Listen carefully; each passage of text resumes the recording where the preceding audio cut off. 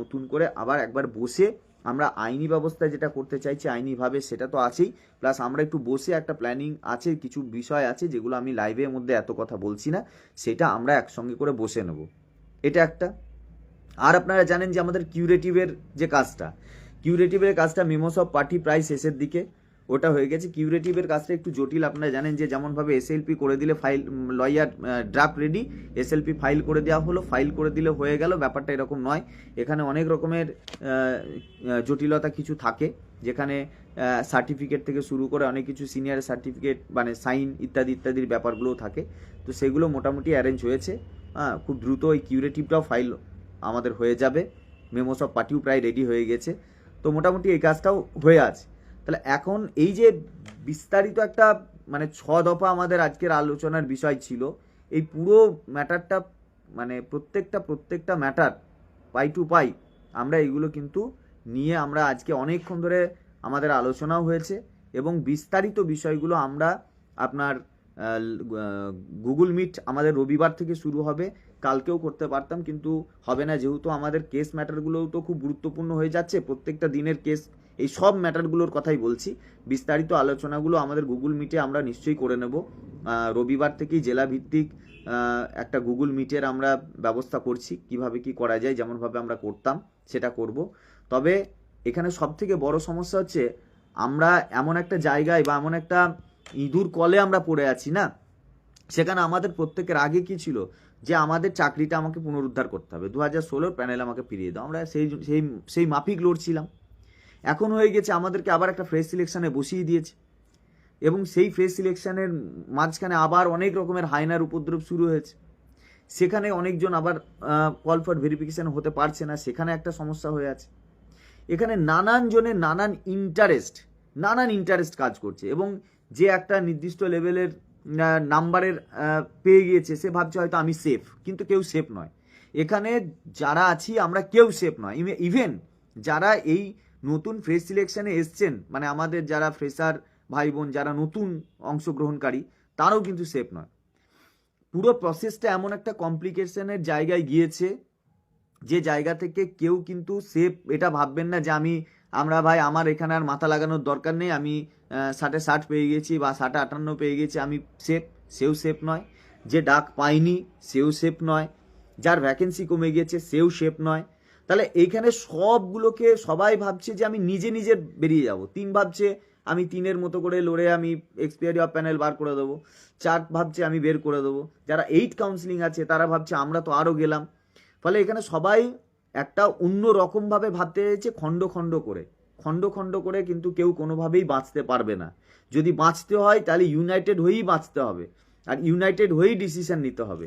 যারা ভাঙবে তাদের কথা বাদ দিন, কারণ আমাদের ভাঙার জন্যই তো আমাদের মধ্যে থেকেই একজনকে নিয়ে এসে এই মর্মে একটা কেস ফাইল করানো হয়েছে, যে 3 থেকে 7 যারা আছে 1-2 পর সবাই হচ্ছে যে টেন্টেড। এইটা প্রমাণ করে দিতে পারলে তারা আবার চলে যাবে ফার্স্ট কাউন্সিলিং থেকে শুরু করবে। মানে যে ম্যাটারগুলো একেবারেই সুপ্রিম কোর্টে টোটালি কমপ্লিট হয়ে গেছে, সেইগুলোকে নিয়ে আবার নতুন করে ঘাঁটা এবং ম্যাটারগুলোকে ধরে রাখা, এটার কারণটা কি? কারণটা খুব স্পষ্ট, আরও কিছু জিনিস আছে, আর একটুখানি মাথা লাগান দেখুন বুঝতে পারবেন। ডিভিশন বেঞ্চ থেকে প্রাইমারি সদ্য একটা জাজমেন্ট হয়েছে, সেই ডিভিশন বেঞ্চটাও কতদিন থাকবে বা সেটারও রোস্টার চেঞ্জ হবে কিনা সেটাও একটা ব্যাপার। তো সব মিলিয়ে কিন্তু একটা বিশাল জায়গা, মানে জটিল সিচুয়েশনের মধ্যে আমরা আছি, জটিল সিচুয়েশনের মধ্যে দিয়ে আমরা যাচ্ছি। তো আমরা সব কথা বলতে সময় পাচ্ছি না কোনোভাবেই, অনেকেই ফোন করছেন বা জানতে চাইছেন, আমরা বলে উঠতে পারছি না আলটিমেটলি, কারণ এত কথা বলারও সময় হচ্ছে না, কারণ এত কিছু নিয়ে ব্যস্ততা আছে। আপনারা দেখছেন যে সকাল থেকে শুরু করে 9:30 10টার আগে কেউ আমরা বাড়ি ঢুকতে পারছি না, এমন একটা বিপাকে ফেলে দিয়েছে আমাদেরকে সবাই। তো সেই জায়গায় দাঁড়িয়ে আপনাদের যে ইন্টারেস্ট ছিল আমরা এইগুলো নিয়ে করছি কি না, আমরা এইগুলো নিয়ে করছি। পিআইএল নিয়ে আমরা ভিন্ন রকমের ভাবনা ভেবে রেখেছি, এবং লয়ারদের সাথে আলোচনা কমপ্লিট হয়েছে এটা নিয়ে। নতুন যে কেস হাইকোর্টে চলছে, যেগুলো সব সুপ্রিম কোর্ট থেকে ফেরত পাঠিয়ে দেওয়া হয়েছে, সেটা নিয়েও আমাদের মোটামুটি অলরেডি চলছে, এটা তো আপনার রানিং আছে, এটা দেখছেন। প্লাস যে সমস্ত নতুন যে সিলেকশনে সেখানে যে সমস্ত ক্রাইসিসগুলো আছে, এই ভ্যাকেন্সি সংক্রান্ত থেকে শুরু করে 0 হয়ে যাওয়া, মানে ভ্যাকেন্সি কমে যাওয়া, এই নিয়ে সেই রিটগুলো হচ্ছে।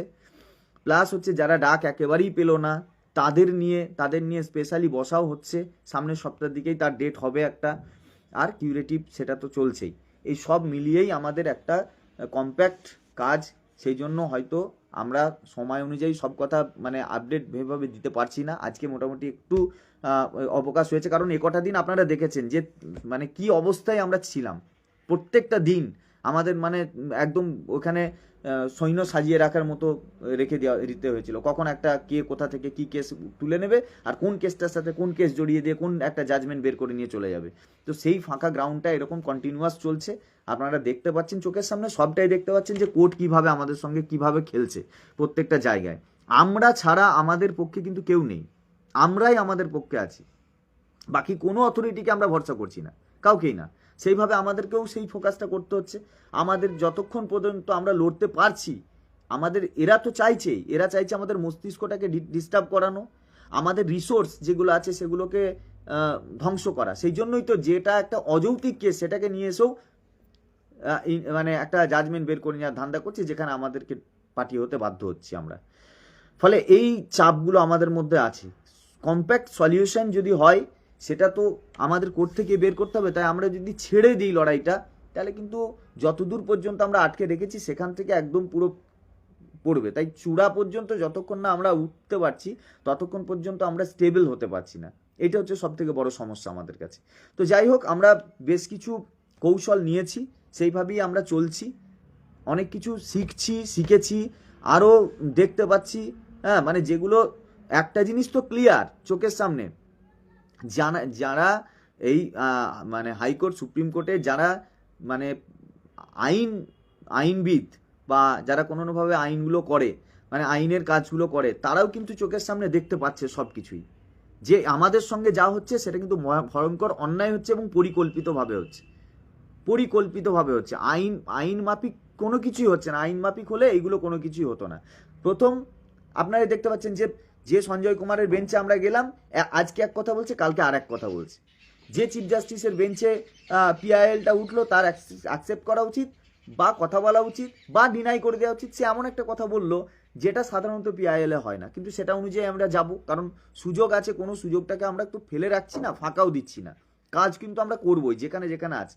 তাই প্রত্যেকটার জিনিস নেওয়া হয়েছে, আপনারা সেই অনুযায়ী দেখুন। কিন্তু আমরা বলবো আপনারা প্রচুর সজাগ থাকুন, ঠিক আছে? মানে আপনারা ভাববেন না যে আমার আর এখানে ইন্টারেস্ট না দেখালেও হবে, এটা কিন্তু কেউ ভাববেন না।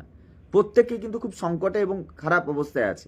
যতদূর পর্যন্ত আমরা উঠতে পেরেছি সেখান থেকে উঠে আমরা যাতে সবাইকে একটা জায়গায় আমরা নিয়ে আসতে পারি। আমরা কেউ তো সেফ নয়, তাই সবাই যতক্ষণ না সেফ জায়গায় আসছি বা আমাদের নিজেদের যে জায়গাটা আমাদের হারিয়ে গিয়েছে সেই জায়গাটা আমরা ফিরতে পারছি, ততক্ষণ পর্যন্ত আমাদের কিন্তু লেগে থাকতে হবে আর সকলকে একটু সজাগ হতে হবে।